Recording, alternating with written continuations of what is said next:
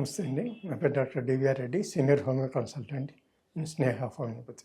ఈరోజు మనం dark neck, కొంతమందికి ఇక్కడ మెడ భాగం అంతా కూడా బ్లాక్ తయారవుతుంది. ఎందుకు అని అంటే ఒకసారి దీంట్లో కరెక్ట్ రీజన్ తెలియదు.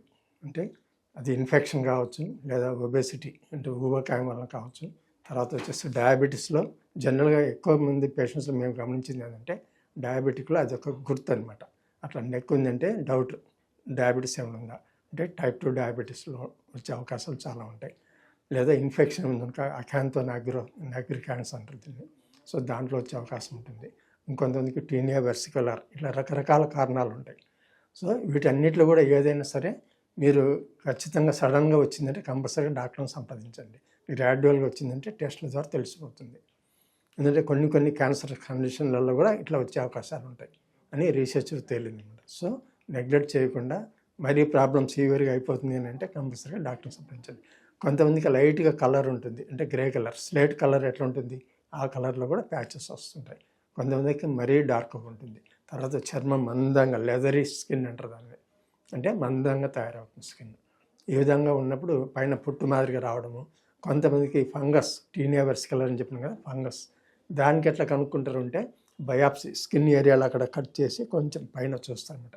మైక్రోస్కోప్లో పెట్టి చూడడం వల్ల ఫంగస్ ఏమైనా ఉందా అనేది తెలుస్తుంది. తర్వాత హైపర్ పిగ్మెంటేషన్, కొంతమందిలో హార్మోన్స్ ప్రాబ్లం వల్ల వస్తుంటుంది. కొంతమందిలో ప్రెగ్నెన్సీలో రావచ్చు లేడీస్లో. కొంతమంది వెయిట్ ఎక్కువ ఉండడం వల్ల వస్తుంటుంది. కొంతమంది స్మోకింగ్ కానీ ఇట్లా చేసుకునే వాళ్ళలో ఎక్కువగా దాని ఎఫెక్ట్ అనేది ఇక్కడ చూపిస్తుంది. ఇంకా కొంతమందిలో స్టెరాయిడ్స్ కానివ్వండి, ఇట్లా ఏమన్నా యాంటీబయాటిక్స్, కొన్ని మందులు వాడడం వల్ల కూడా సైకియాట్రిక్ డ్రగ్స్, అంటే ఎవరైనా మానసిక స్థితి బాగాలేని వాళ్ళు వాడుతుంటారు. సో అలాంటి వాళ్ళకు వచ్చినప్పుడు కూడా మెడ భాగం బ్లాక్ అవుతుంటుంది. అంటే దాని ఎఫెక్ట్ బాడీలో పడుతుంది. డైరెక్ట్గా ఇది ఇన్ఫెక్షన్ కాకుండా ఒకసారి దాని సైడ్ ఎఫెక్ట్స్ ఈ రూపంలో తెలుస్తుంది అనమాట.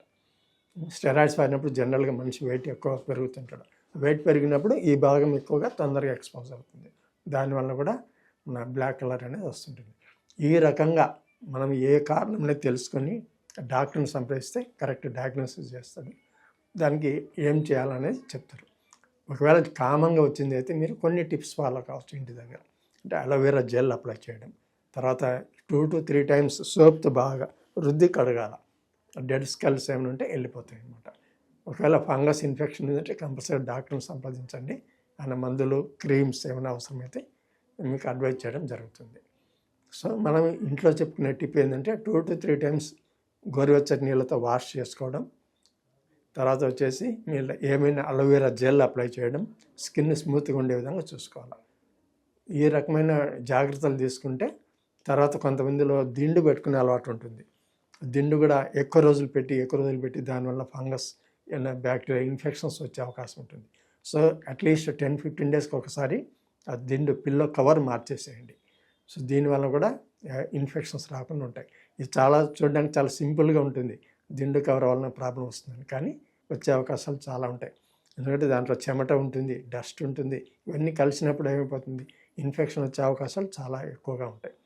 సో దిండు కవర్లు మార్చుకోవడం, మీ మెడ భాగాన్ని 2-3 సార్లు స్నానం చేసేటప్పుడు రుద్దడం, అవసరమైతే స్క్రబ్స్ ఉంటాయి కొన్ని, అంటే మనం ఇంతకుముందు చెప్పుకున్నట్లుగా ఏదైనా ఒక లూజ్గా కోకోనట్ ఆయిల్ కానివ్వండి, ఇట్లాంటి రోజ్ వాటర్ ఇట్లాంటివి కొన్ని తీసి రుద్దడం వల్ల చర్మం పైన స్కిన్ క్లీన్ అయిపోతుంది. సో ఇన్ని రకాల జాగ్రత్తలు తీసుకున్న వల్ల మీకు మెడ భాగం నలుపుని తగ్గిపోతుంది. సో ఇవి మీకు ఏమైనా డౌట్స్ ఉంటే మీరు మమ్మల్ని సంప్రదించవచ్చు. నమస్తే.